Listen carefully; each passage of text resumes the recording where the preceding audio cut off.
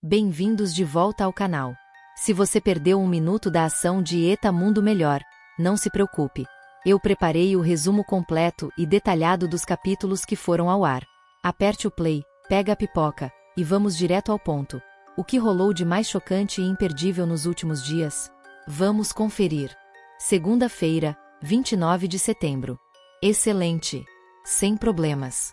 Vou reescrever o mesmo trecho, transformando-o em um texto corrido, com uma narração única, usando um tom mais dramático e folhetinesco, focado nas emoções e nos conflitos.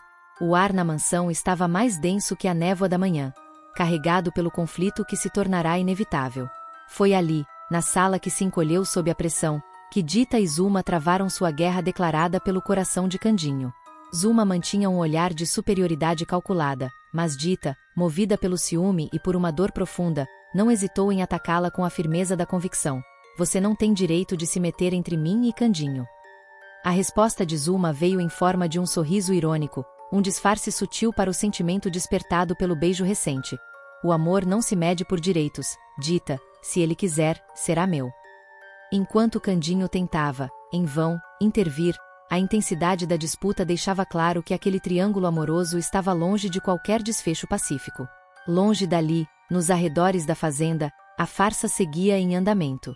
O ardiloso Asdrubal vestia-se com trajes ridículos e pomposos para se passar por uma suposta tia de Zé dos Porcos, na tentativa de ludibriar a credulidade da família de Cunegundes. Seu teatro, arriscado e grotesco, visava abrir caminho para seus interesses escusos. Enquanto alguns caíam na encenação, outros desconfiavam, mas a astúcia do impostor continuava a semear a confusão. Enquanto isso, Candinho buscava honrar sua promessa de dar espaço a Dita e Joaquim.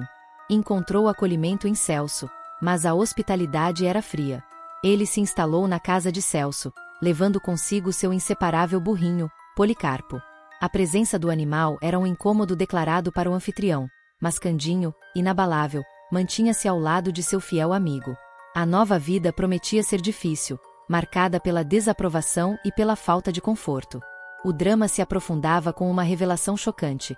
Inês confidenciou a Sandra que o barão havia sobrevivido ao atentado por envenenamento. A notícia atingiu Sandra como um raio. O choque e o medo se misturavam em seu semblante, pois a sobrevivência do barão ameaçava destruir todos os seus planos. Paralelamente, na cidade, Mirtes procurava Lúcio com urgência, revelando que Ernesto estava preso e que precisava do auxílio de Paixão para ser libertado. Sônia, por sua vez, processava as traições. Sua mente já não tinha dúvidas de que Francine e Tobias a haviam difamado para Lauro, acabando com suas chances. Sua mágoa era visível, mas, em um movimento surpreendente de generosidade, ela decidiu agir. Sônia indicou Dita para cantar no dancing. Para ela, não havia ressentimento, mas sim a vontade de abrir um novo caminho para a amiga. Na delegacia, Paixão visitava Ernesto, levando consigo solidariedade e a esperança de um futuro menos sombrio. Cansada das manipulações e movida pelo medo, Sandra agiu com coragem. Com a cumplicidade de Inês, a jovem fugiu do castelo, determinada a retomar o controle de seu destino, não importando os riscos. No meio de tanta intriga, a dissimulada Carmen percebia a fragilidade de Zuma e lançava a sugestão venenosa de que ela preparasse uma poção do amor para conquistar Candinho. Zuma via na proposta uma chance perigosa de vencer a rival. Mas, apesar de todas as conspirações, o sentimento falou mais alto. Em um momento de pura entrega e sinceridade, Dita beijou Candinho. O gesto simples, carregado de emoção, selou a escolha do casal, mesmo que o mundo ao redor parecesse conspirar para separá-los. Assim, cada personagem seguia sua jornada, movido por ambição, lealdade e a eterna busca pela felicidade, com o destino de todos firmemente entrelaçado no grande tabuleiro da vida. Terça-feira, 30 de setembro. O castelo de intrigas não seria páreo para o juramento de amor. Com uma bravura que só a paixão acende, Dita segurou a mão de Candinho e declarou, com a convicção de uma rainha: nada irá nos separar. Não era apenas uma frase, mas um escudo contra a escuridão, a promessa de que o beijo trocado entre eles seria o alicerce de sua resistência. Candinho, o príncipe caipira, sorriu com a simplicidade dos puros, sentindo que o laço que os unia era mais forte que qualquer feitiço ou maldade urdida por Zuma. Na ala menos iluminada do castelo, Celso encontrava um raio de esperança. Em meio à sua melancolia e ao complicado romance com Stella, Annabella, a amiga leal, garantiu que o ajudaria a reconquistar o coração amado. Celso agarrou-se àquelas palavras como um náufrago, sentindo que talvez o caminho de volta à felicidade não estivesse de todo perdido. Enquanto isso, na fazenda que era um pequeno reino de confusões, Quinzinho e Cunegundes lançavam olhares cheios de desconfiança sobre o pequeno picolé. Havia algo de estranho e inquietante nos gestos do menino, uma pequena sombra que o casal, já tão envolto em suas próprias tramas, não conseguia ignorar. O brilho do amor de Candinho e Dita, porém, incomodava a todos que habitavam a penumbra. Manuela, com o olhar carregado de julgamento e ciúme velado, se incomodou profundamente com a ousadia do beijo. Para ela, Dita, a mulher que ousava recomeçar, não merecia o espaço que conquistava. Mas havia amizades que lutavam contra o infortúnio. Paixão, com o coração nobre, pediu que Lúcio prometesse ajudar Ernesto caso a saúde dele se agravasse na prisão. Era a lealdade que se manifestava mesmo diante do perigo. Em outro alívio, Aladim e Annabella reataram a amizade, banindo os fantasmas das intrigas que os haviam afastado, e encontrando um refúgio de paz na velha cumplicidade. Contudo, a maldade tinha uma voz insistente. Carmen, a bruxa sussurrante, orientava Zuma a usar a poção do amor com Candinho. Instigada pela inveja e pela dor de ver o amor dos rivais crescer, Zuma ouvia a tentação, equilibrando-se na beira do abismo. O destino de Candinho parecia em risco de ser selado por uma magia negra. O sacrifício, no entanto, veio em um gesto de pura devoção. Paixão conseguiu libertar Ernesto, mas a missão custou-lhe caro, fazendo-o passar mal e sucumbir à fragilidade. Ernesto, livre e grato, via a dimensão do esforço de seu salvador, agora ferido. Longe dali, Sandra, determinada a fugir da opressão do barão, tomou uma decisão audaciosa: fugir para o Brasil. Para ela, a travessia do oceano era a única rota para a liberdade. Em meio a todas as trevas, a luz finalmente tocou Dita. Seu talento, sufocado pelas críticas, foi reconhecido. Ela foi contratada para cantar no dancing. Era a chance de erguer a cabeça, de encontrar na melodia sua dignidade e seu lugar no mundo. Seus olhos brilhavam com a promessa de um novo horizonte. E na penumbra de sua alma, Zuma procurava. Procurava Candinho, a poção ou, quem sabe, a si mesma. O vazio a impelia, e a escolha entre a tentação e a redenção pairava no ar. A vida de todos seguia seu curso dramático, entrelaçando heróis, vilões e amantes. Restava saber qual força, a do amor verdadeiro ou a da intriga, ditaria o final deste conto. Quarta-feira, 1 de outubro. A noite caiu, mas com ela não veio a paz, e sim um escândalo que fará a cidade inteira comentar. A ardilosa Zuma, sob o pretexto de ser gentil, armou a arapuca, servindo a Candinho uma taça de bebida que ele aceitou sem a menor desconfiança. Pobre caipira! Ele não fazia ideia de que aquele sabor adocicado era, na verdade, a famigerada poção do amor. Zuma o observava com um sorriso contido, esperando que o feitiço de Carmen fizesse seu trabalho sujo. Os efeitos não tardaram. O olhar de Candinho ficou lento, a fala mansa, e ele entrou em um estado de encantamento artificial. E é claro que o destino, que adora uma tragédia, colocou Dita no lugar errado, na hora errada. Ela entrou no cômodo com a esperança acesa, mas se deparou com a cena mais temida. Zuma sorridente e Candinho, visivelmente enfeitiçado, pronto para ceder. O choque foi tão brutal que seu coração deve ter quebrado ali mesmo. Mas o drama não parou. Enquanto Dita tremia de dor, a ingênua Aide continuava alimentando uma ilusão perigosa. Ela acredita piamente que será aceita como filha por Lúcio, ignorando a resistência dele e as pressões de Margarida. Essa menina vai quebrar a cara quando a verdade vier à tona. No hospital, porém, o vilão mostrou sua humanidade. O frio Ernesto se mobilizou para socorrer Paixão, mostrando um lado que poucos conheciam. Entretanto, o Dr. Lauro não deu margem para otimismo. A saúde de seu padrinho está grave, e o risco é altíssimo. Por falar em revelações, o malandro Sabiá descobriu um segredo de Celso que chocou a todos. Através de Zenaide, ele soube que Celso contribui com a Casa dos Anjos. Quem diria que o rapaz amargurado tinha um coração generoso escondido? E as coincidências continuam aterrorizando. Stella teve que encarar um fantasma do passado ao dar de cara com Ernesto no hospital. O reencontro reabriu feridas e memórias dolorosas, e Stella se viu dividida entre a repulsa e a lembrança do antigo afeto. O passado, definitivamente, se recusa a ficar para trás. Mas voltando ao centro do escândalo. Dominado pela poção e sob os olhos atentos de Zuma, o impensável aconteceu. Candinho beija Zuma. Dita, paralisada, testemunhou o ato induzido que, para o coração dela, tinha o peso da traição. Incapaz de suportar a humilhação e a decepção, Dita sofre e se afasta, levando consigo o pequeno Joaquim e toda a tristeza que a atingiu em cheio. E para encerrar a rodada de fofocas, temos a notícia internacional. A fugitiva Sandra, que trama nas sombras, finalmente chega a São Paulo com Inês. A dupla desembarcou na cidade grande com ar de mistério e uma determinação gélida, prontas para recomeçar a vida e, é claro, armar novos planos que prometem balançar a alta sociedade. A cidade ferve. Candinho, a vítima do feitiço. Dita, a abandonada. Paixão, lutando pela vida. E Sandra, na caça por novas intrigas. Quem sobreviverá a tanta emoção? Quinta-feira, 2 de outubro. Meu Deus, amanhã trouxe um peso insuportável. Candinho despertou num grito silencioso de horror. Abriu os olhos e se viu ali, naquele quarto, ao lado de Zuma. A confusão era desesperadora. Como ele havia chegado àquela situação? As lembranças da noite, turvas e forçadas pela bebida, inundavam sua mente com a certeza de que havia sido ludibriado. O sorriso satisfeito de Zuma só fazia crescer o desespero e a convicção de que sua vontade havia sido violada. Ele sabia que havia sido enganado. Em outro leito, a vida se esvaía em decisões definitivas. O pobre Paixão, com a saúde fragilizada, fez sua declaração. Ernesto será seu único herdeiro. Uma fortuna inteira nas mãos de um lobo em pele de cordeiro. Para Ernesto, foi o triunfo de sua manipulação. Ele sentia que o mundo, finalmente, lhe devia algo.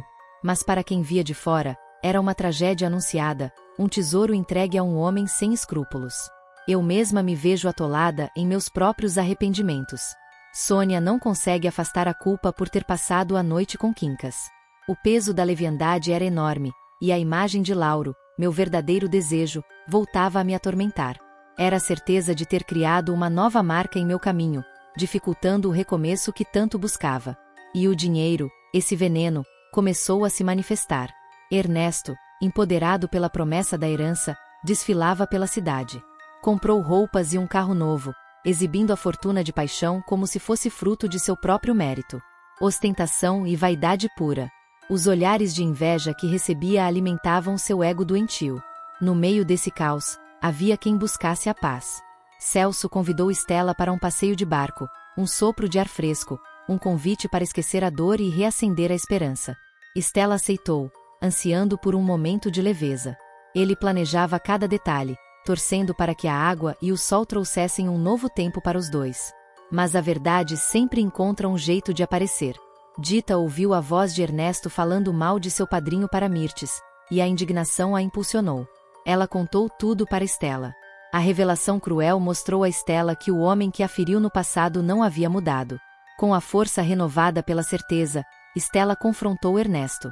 Ela jogou na cara dele todas as suas desconfianças e exigiu respeito, mas ele reagiu com o desprezo e a ironia de sempre, revivendo as velhas feridas. Enquanto isso, nas ruas de São Paulo, o perigo espreitava. Sandra teme ter sido reconhecida por Araújo. A paranoia era constante.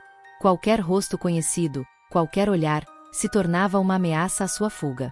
Ela e Inês viviam à margem, tentando se proteger de serem desmascaradas. E foi no cenário da paz que a violência explodiu. O passeio de barco de Celso e Estela foi brutalmente interrompido. Aproveitando a distração de Celso e Anabela, Ernesto surgiu das sombras e sequestrou Estela. O pânico tomou conta. Celso correu, desesperado, mas a violência de Ernesto foi mais rápida. O sonho de um recomeço foi afogado pela traição e pelo medo. O ato de Ernesto foi um aviso. Ele não recuará. A vida de Estela está nas mãos de seu algoz, e a luta contra Ernesto se torna agora uma questão de vida ou morte para Candinho, Celso, Dita e todos que se importam. É o início de um novo pesadelo. Sexta-feira, 3 de outubro. O barco singrava as águas sob um manto de terror, e o hálito de Ernesto era o único ar que Estela respirava. A jovem, atordoada pela violência do sequestro, clamava em vão por socorro, mas seu algoz ria com escárnio. Ernesto afirmou a Estela que Celso não ouviria seus gritos.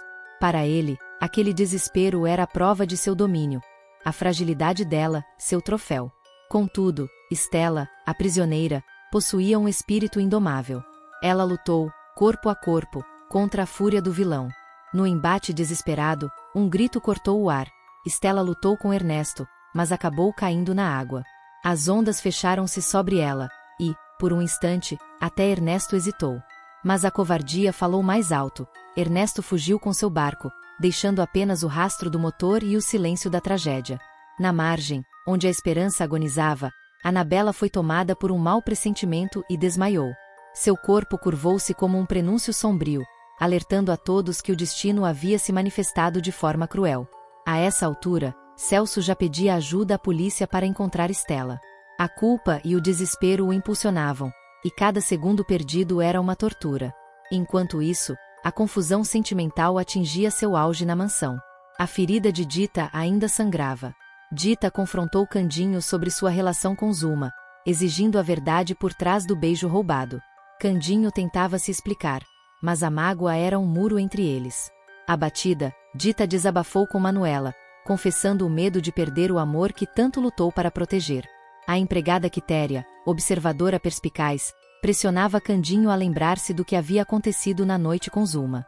Ela insistia para que ele reconstituísse os momentos nebulosos do feitiço, sabendo que a clareza da memória era a única salvação para o rapaz. Em meio a tantos dramas, pequenos feixes de luz tentavam surgir. Picolé se encantou com a simples pureza.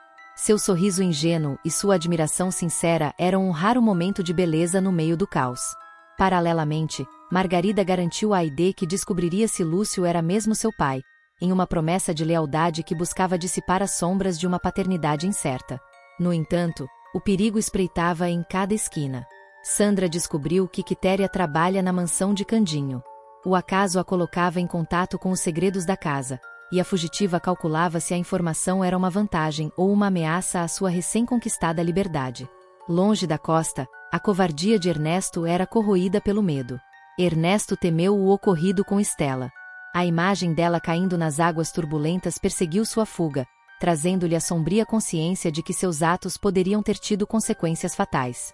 O cenário estava posto. Stella sumira no mar. Candinho lutava pela sua honra e seu amor, e Ernesto fugia, perseguido por seu próprio crime. As peças do destino se moviam rapidamente, e o próximo capítulo prometia ser o mais sombrio de todos. Sábado, 4 de outubro. A cidade despertou sob o peso de um fardo sombrio. A notícia sobre o desaparecimento de Stella nas águas da lagoa espalhou-se como um veneno, instalando o pânico e a dor. O destino cruel da jovem era o único assunto, e a tragédia ecoava nos corações. O pobre Celso vestiu a veste da culpa, enquanto a doce Anabela, apesar de debilitada pelo mau presságio que a derrubou, recusava-se a enterrar a esperança. Em seu luto, ela encontrou o apoio inabalável de Aladim, provando que a verdadeira amizade, como um ouro purificado, emerge mais forte das provações. Mas o mal não dorme. A serpente Quitéria insinuou a Celso que Sandra poderia estar por perto, tecendo a dúvida na mente já atormentada. Onde a ambição de Sandra pousava, a desgraça a seguia, e a simples menção de seu nome era um alerta de novos perigos. Em um canto da casa, o arrependimento do caipira era palpável. Candinho implorou o perdão de Dita, atirando-se aos pés de seu amor verdadeiro. Ele declarou, com a alma desnuda, que seu coração jamais fora de Zuma, mas a poção e o ardil haviam manchado sua honra. Dita ouvia, emocionada, mas a mágoa era um espinho em sua carne. E, como o fantasma de uma má escolha, Zuma chegou naquele instante, impedindo o bálsamo da reconciliação e renovando a tensão. Enquanto a paixão lutava para sobreviver, a farsa encontrava seu merecido fim. A esperta Medeia descobriu que a tia de Zé dos Porcos era, na verdade, Asdrúbal em mais um disfarce. O embusteiro foi desmascarado, e sua máscara caiu, expondo a todos a vileza de sua ambição. A verdade, afinal, sempre encontra uma forma de vir à tona. O vilão Ernesto, no entanto, usava a doença para seu próprio jogo. Paixão teve alta, deixando o hospital frágil, mas ainda nutrindo uma fé cega no afilhado. Mas Lúcio não se iludia, comentando com o amigo que duvidava da regeneração de Ernesto. Era a eterna batalha entre a esperança ingênua e a razão cínica. No palco noturno do dancing, a moral era ainda mais flexível. A desbocada Olga confessou a Tamires que roubava Araújo, revelando a ética pervertida daquele círculo onde o lucro e a conveniência eram a única moeda. No auge da indignação, o amor se tornou bravura. Dita confrontou Ernesto sobre o sumiço de Stella. Mesmo ferida em seu próprio drama, ela não se curvou à injustiça. Com o dedo em riste, ela o acusou, desafiando o vilão e prometendo que não haveria descanso até que a verdade fosse desenterrada e Stella encontrada. A cidade, então, jazia entre a tragédia e a esperança. Candinho, Dita, Celso e Anabela lutavam contra a escuridão, enquanto a verdade sobre Stella aguardava, oculta nas águas, o momento de emergir e revelar a face final da maldade.